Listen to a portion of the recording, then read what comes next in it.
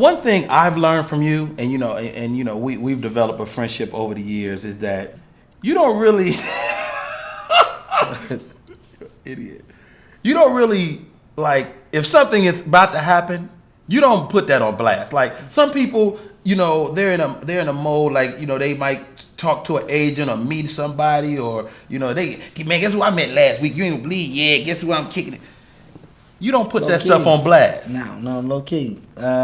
It's best for other people to tell you about what you're doing, and I guess you could say it, and give you positive feedback. When other people put that energy out there, it's easier for you to receive it because there's nothing that you start. I didn't start anything. If you're telling congratulations on such and such, I can genuinely say thank you because I didn't talk about it. And it's bad to talk about things because you never know the outcome of them. That's why I don't like talking about stuff. Wow. You can do tons of movies, but when that movie come out, you don't see nothing but the back of your head. They decided to change a lot of them edits. I didn't had that problem before. Along came Polly. That's when I learned my lesson. I had everybody go to that premiere. Wait till you see it. Got there, saw my head 5 times. Wait till you see what I do right. Right. Okay. All right, but they probably just pushed it back to the next scene though. Here it come. This when I tell Ben. No, they took that out too. That's weird. Because I was there. They changed the name of the movie. You have no control over that edit, so I just keep quiet, man. Keep quiet. The acting bug, you've been bit by it. You jumped into Hollywood with both feet, starring in Soul Plane. Mm-hmm. How did that happen? How did Soul Plane happen? Right place at the right time, man. It's weird. I think that's how everything has happened with me. With Soul Plane, I was in town. They were talking about it. My manager said they wanted me to come in and read. I said, I don't care. I'll go in and read. I go in and read. I know Jesse Torero. We get to talking. Read. He decides to let me go, do what I want to do, improv it up. For like a week straight, they called me in to read with different people. And next thing you know, he was like, dude, he said, we don't want to go any further. We want to give it to you. And I was cool. Regardless of the flack that Soul Plane took, it was such a great opportunity for me because I feel like I worked with a great director. It was a great cast of people, and the movie was what it was supposed to be. It wasn't a bad movie. It was what it was supposed to be. It was a movie about stereotypes, and it was fun. That's it. All of the attention and the hype that people put on it and what it was doing about black people, that you looked way too deep into that movie. It was supposed to be about stereotypes. It was supposed to make fun of our culture and every other culture that we could. Mission accomplished. That's what we did. Wow. And because of that, it was bootlegged heavily on the streets. People say, you know what?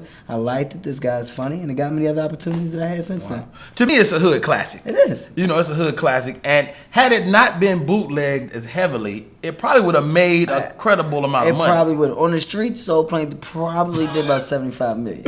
On the streets. They had Soul Plane before we got done shooting it. I remember I was in Miami and the guy was like, yo man, sign my copy of Soul Plane. I was like, well, we didn't do the end.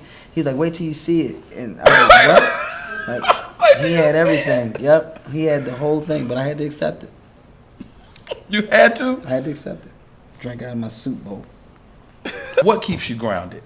My kids, my wife. Your wife is the realest wife around. Yeah, my wife doesn't think I'm talented at all. She definitely keeps me. My wife doesn't even think I'm semi-famous. She, what have you done to be acting like that? So, who else? I think it's the people you hang around, man. Like when you keep yourself around people that don't care. Like I think what even makes us friends is the fact that we don't.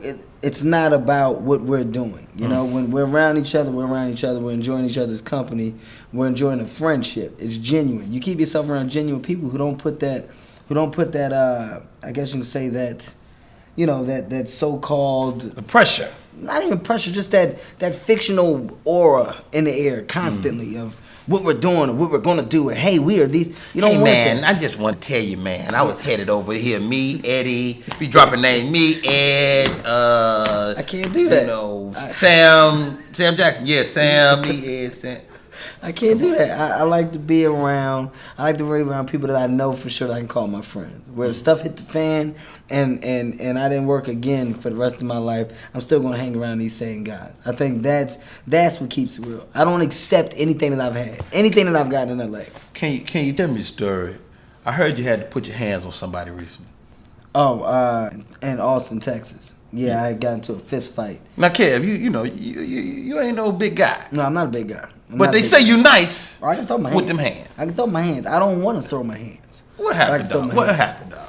Me and my lady, we in Austin, Texas. I'm doing a show out there. Sold out because people come see me. That's what you do.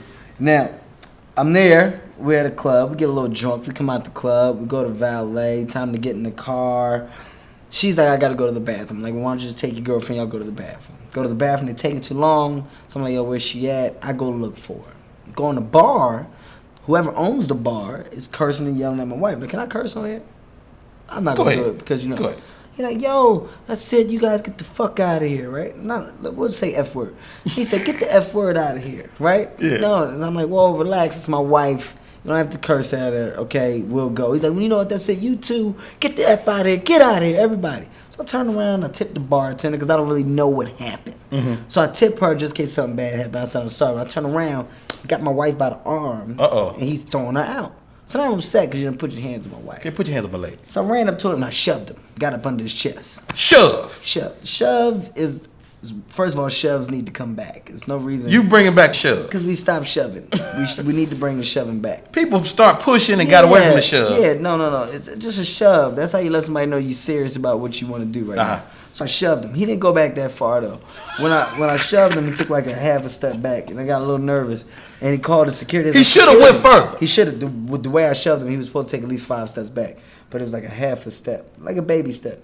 So he was like, security. So security came up, grabbed me, put me in a full Nelson. So now I'm mad because he got me in a full Nelson. Your arms are above your head. Yeah, and I don't like that. Like I can't do nothing, and I pay my security so stuff like this doesn't happen. You got security? No, it's just my big friend, but that's his title.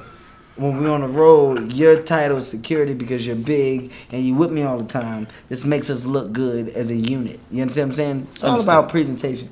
So I'm like, well, where's Wayne at? I pay him so stuff like this don't happen. As I said, Wayne grabs the guys and he like, get off him. So Wayne and my boy Spank, they roughing up the security guys. They all in a little scuffle. But before they let me go, the manager that threw us out, he mushed me. Like he mush? He mugged me.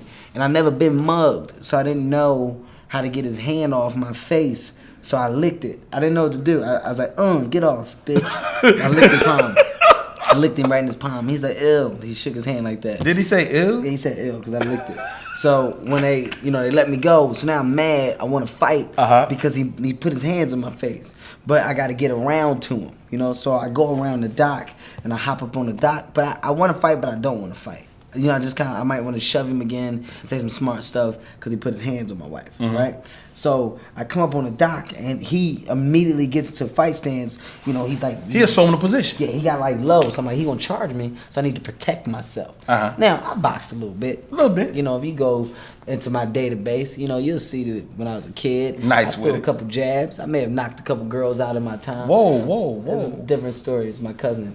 I punched her right in the face, bitch. So